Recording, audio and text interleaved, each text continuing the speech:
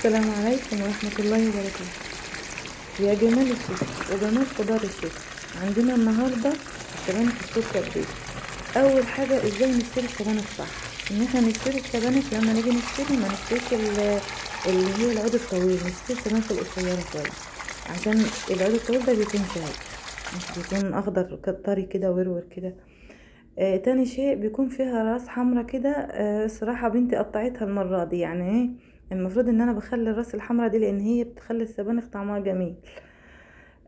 طبعا احنا كنا في البلد ويعني ايه عملت السبانخ دي هناك وكانت الانبوبة خلصانة، فانا هعملها لكم النهاردة على الكانون. الكانون ده اللي هو في قلب الدفاية. يعني احنا مولعين كده للتدفئة، فانا ايه قلت استفيد بالنار ديت واعملها لها السبانخ في نفس الوقت. طبعا احنا معانا حوالي 3 كيلو سبانخ. غسلناهم كويس جدا جدا ونقيناهم من كل الحاجات الوحشة اللي فيهم، وبعدين بنقطعهم. يعني ما ينفعش ان احنا نقطعهم قبل الغسيل، لان ده بيفقد كل القيمة الغذائية اللي في السبانخ. طبعا بعد ما بنغسلهم وبنصفيهم وبنشفهم بنقطعهم وبنركنهم على جنب. بعد كده بنجيب الحلة بتاعتنا ومعانا ايه معلقتين زبدة كبار، ومعانا بصلتين كبار مبشورين، وبشوح البصلتين في الزبدة على النار زي ما في الصورة زي ما الفيديو باين كده.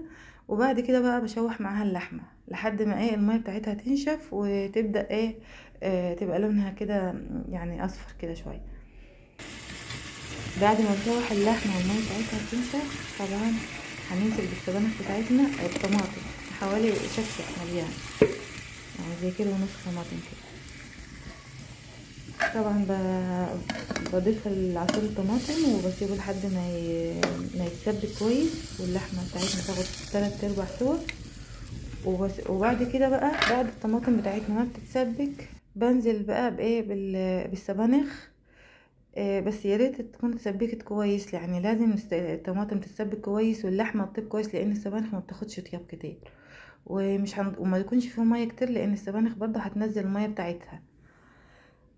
بنخلص كل كمية السبانخ اللي معانا بنضيفها للحمة والصلصة وبسيبها لحد ما تاخد غلوة كده، وبعدين بنزل بالتوابل بتاعتنا اللي هي كمون، فلفل، كزبرة، بابريكا. وبسيبها على نار هادية، طبعا هديلها النار بعد شوية واشتغل بعد ايه كده. بعد كده بقى اغطيها، طبعا دي التوابل بتاعتنا ملح فلفل كمون، وغطيها واسيبها لحد ما تاخد الطياب الكامل بتاعها. بس كل شوية اقلبها، بالذات على لما تكون على نار زي كده، عشان بتتلسع بسرعة.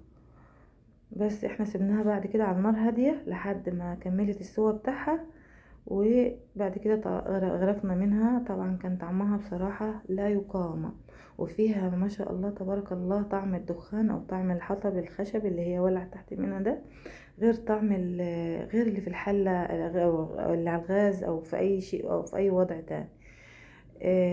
بصراحة الميزة في الحاجات اللي بتستوي على الخشب والحطب والكلام ده، يعني بتفكرنا بزمان وأيام زمان الجميلة، أيام أمهاتنا الله يرحمهم ويغفر لهم ويسكنهم الفردوس الأعلى يا رب. ودي كان الطبق الوصفة بتاعتنا النهاردة، ويا رب تعجبكم، والسلام عليكم ورحمة الله وبركاته. يا ريت اللي يشوف القناة بتاعتي يا ريت يشترك فيها ويفعل زر الجرس ويعمل لايك. والسلام عليكم ورحمة الله.